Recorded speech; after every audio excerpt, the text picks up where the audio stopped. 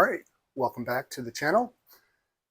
Again, I'm Rob from Astro Geek Rob. Today we're going to go over all the gear. So all the gear, at least for my primary setup, my primary rig. So we're going to go over a couple different things. First is my optical tube assembly. It's just a fancy way of saying telescope. Some people will use the acronym OTA, just it's optical tube assembly, or the actual main tube of the rig. So what I have is a deforked Meade LX200 10-inch Schmidt-Cassegrain telescope, or SCT. This is a great mount for both visual and beginning photography when it's on its forks. So for me, the forks worked great when I was doing visual, and they worked okay for the beginning photography. But the reason they didn't work in the long term is it's on what's called an alt-azimuth mount, and we'll get into that in a minute. Basically, with an alt-az, it's too jittery for long exposures. So the difference between alt-az and what I have it set up right now, which is an equatorial mount, is alt-azimuth, or altitude and azimuth, moves both up-down and left-right. So the problem is the Earth doesn't move in those planes. The Earth spins according to its tilt, 22.5 degrees. So in order for the telescope to stay on target, both motors have to constantly move to keep it keep the target centered, and it causes it to jitter ever so slightly. The other mount is equatorial, so that's right ascension and declination. So right ascension, it's just two different planes, and I might go into that in more detail in a different video. But right ascension is aligned to the Earth's rotational axis, and the mount actually rotates with the rotation of the Earth. And declination is just the axis perpendicular to right ascension. So the advantage to this is only one motor needs to move to keep it aligned to the star. So once you set the declination, the right ascension will just move throughout the night, keeping the object that you're imaging in the center of your target. So my options for my mount that I had was getting a wedge. So I can get a wedge and tilt it up 22, well, based on my altitude, my latitude. So put it up to my latitude, and that effectively turns the alt-az into an equatorial mount. I opted not to do that for a number of reasons. One, funny enough, is it was too heavy, and right now my whole rig is actually quite heavy as well. But that was one of my reasons, and plus the forks that I had, there actually was a capacitor problem with the Meade LX200s, and I hadn't run into it yet, but I knew it was just a matter of time. So I opted not to use that mount long term. So I went for a equatorial mount. The other reason that I didn't want to use the wedge is my imaging train is quite long, and when it would sling or swing close to the zenith, it would probably hit the forks, or it definitely hit the forks, the mount itself. So that was limiting my field of view. So the mount I ended up going with is the Skywatcher CQ350. So I will show you that. So Skywatcher CQ350 Pro. It is a German equatorial mount, and it's heavy duty everything. The payload that it can um, maintain is about 77 pounds. Mine is, with everything attached, is about 50 pounds. So I wanted something that could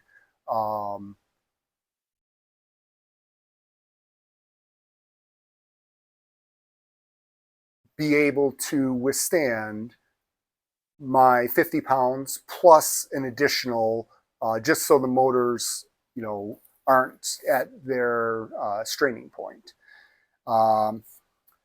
Every time I set this up, other people, my other astronomers in my club, definitely give me the business because everything is heavy duty. I do have counterweights to offset the my OTA and my imaging train. They're 22 pounds a piece, and I have two of them. And then I've got my heavy duty field tripod. I do have a hand controller. I don't use it all that much. I have a solar filter, and I've used the hand controller to slew to the sun and allowed for visual for that. But I will give you an overview of my OTA. So my optical tube assembly starts up here, comes down here, down to my imaging train, and we already went over to mount, and then my heavy duty tripod. You can see a little bit of my battery box, and we'll go into the rest of this in a few moments. Okay, so the computer I have on board is an ASI Air. I went with the 256 megabyte model of it. I've since added a USB hub with an external USB stick. In hindsight, I probably would have gone with ASI Air Mini just to save money, because I really didn't need the added memory for this since I added the memory stick. And the Mini is like $250, and the ASI Air Plus is $350. The next piece of equipment that I have is an iPad. So the ASI Air connects to the iPad, and the iPad is the device that you use to communicate to tell the ASI Air what to do. We went with the 12.9 version. You definitely don't have to go with that large of a screen. The reason that we did that is when I do public outreach, it's easier to show people on a larger screen than a smaller screen. And in addition, my wife is in an orchestra, and she uses it to read her music, so it serves a dual purpose. She wanted a larger screen so she could see her music score easily. The next thing that I have is a flat panel. I went with a tracing pad. It's actually an A3 size. All these things I'm going to put links in the description of the video.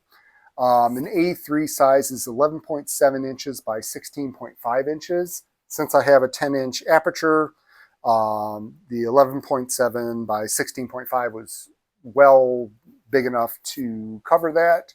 So for taking flats, that was what I went with. My power distribution. So I went with a Pegasus Astro Pocket Box, or Power Box rather. I could have used the ASI Air. It does have power ports on it, but the Pegasus has dew heater controls, and I wanted to automate all that, whereas if I just used the ASI Air, I would have needed an external dew heater controller, and they're not automatic. So this was kind of the easy button for me. It can control two dew heaters, which I have now. And plus, the ASI Air, I forget what it taps out at, but my mount needed to draw too much, and the way I originally had it configured, the ASI Air couldn't provide that amount of amperage to control my mount. So I went with the Pegasus. Again, I have it wired differently, and we'll go over that in future videos. But the I probably could have gotten away with just using ASI Air. The USB hub, I just went with a cheap one. I got it from Micro Center. You can get it from Amazon, whatever. I have that for my external USB stick, and then I also use it to power my flat panel. I have a dew shield that I have, which originally had a dew heater, but the cable sense broke off of my dew shield, so I've purchased another dew heater, which I'll be installing later, and I'll make a video about that as well. So I have a dew heater in the back, which I don't know if it's necessary or not, but I put it in there. And then I have a dew heater on the front of my scope. As far as cameras go, I've got 3 of them technically. I've got my original camera, which is ZWO 183MC, which is an RGB camera. It works perfect for beginning imaging and any public outreach. The reason that works well for public outreach is I can do live stacking in color. So then if I'm taking a picture of some distant nebula or galaxy or something, I can keep stacking stuff live and have people see it for 5 minutes and then see it how it actually comes out, and you can see more and more detail.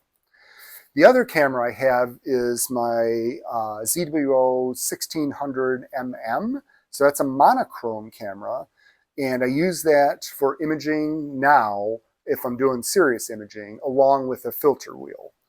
Now, permanently attached to my 1600 is my guide scope on an off-axis guider, and that is a ASI 220mm, just a monochrome camera. It's all you need for a guide scope camera.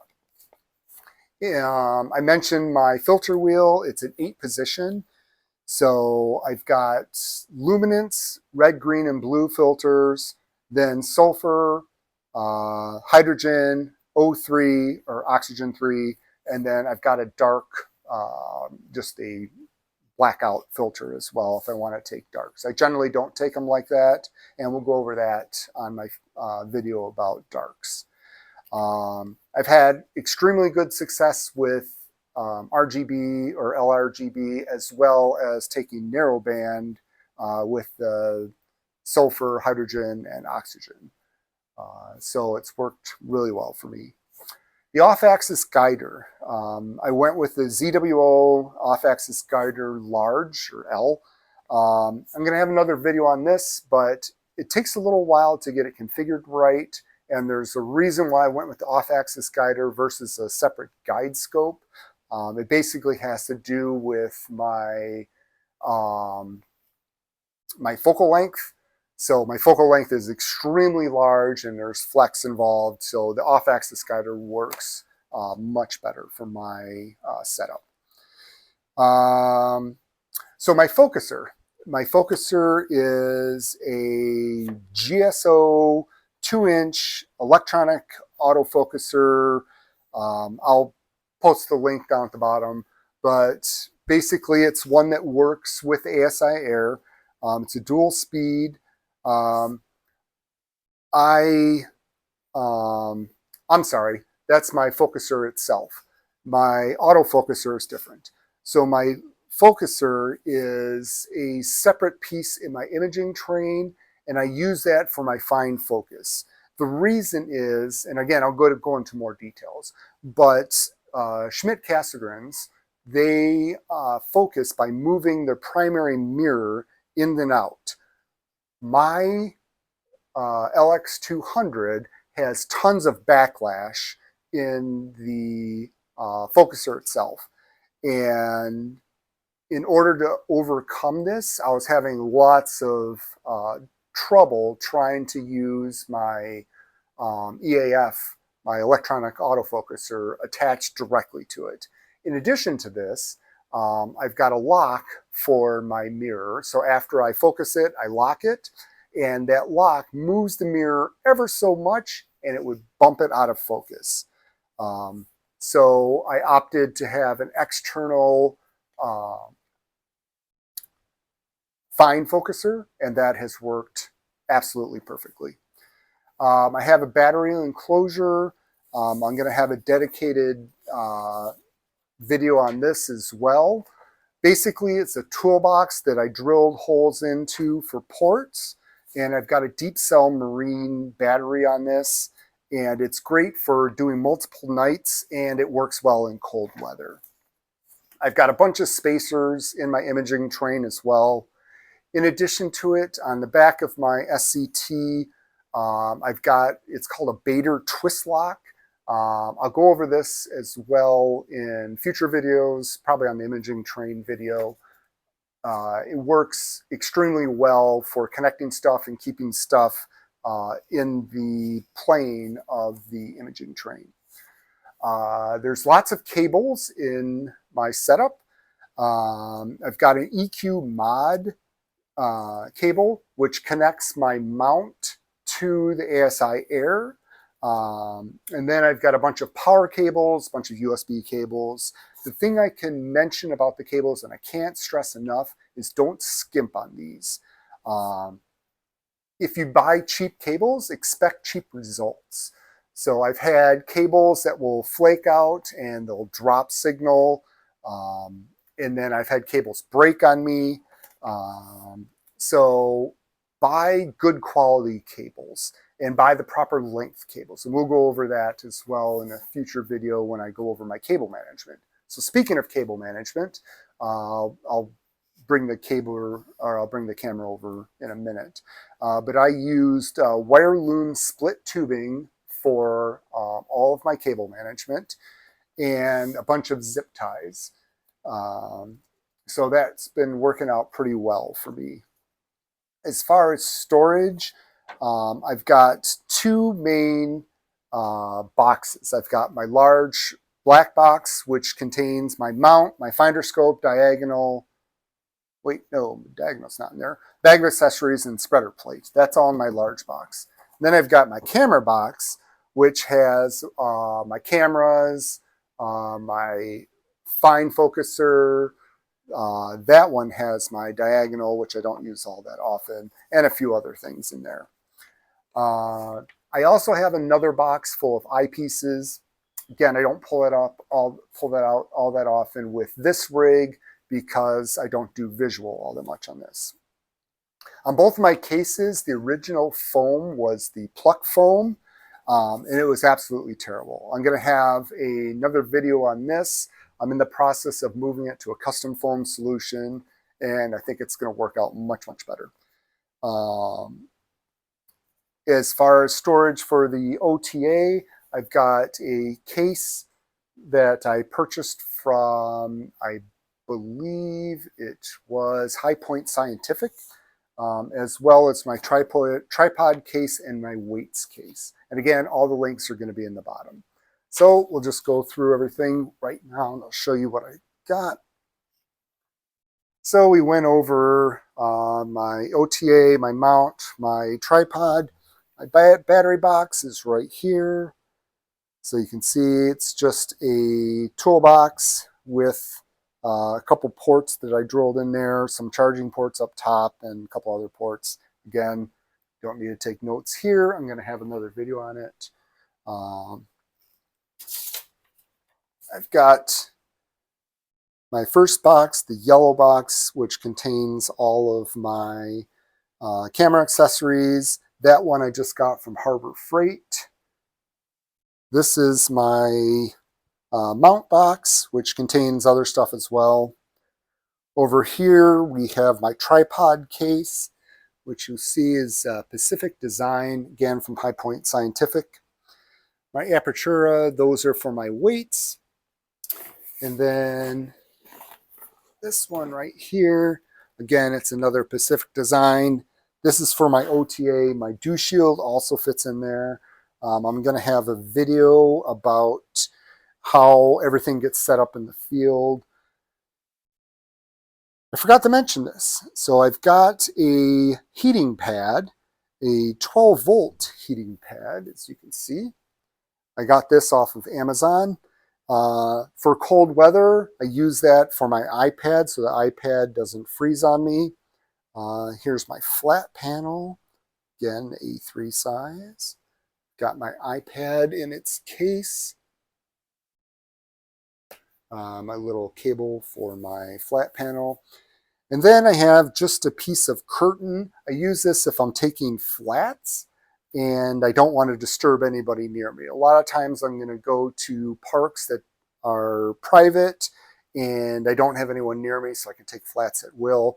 But if I'm at a star party or whatever and I've got people from my club and they're still imaging, when I get to taking my flats, I don't want to disturb them, so I make sure I drape this over everything. Okay, so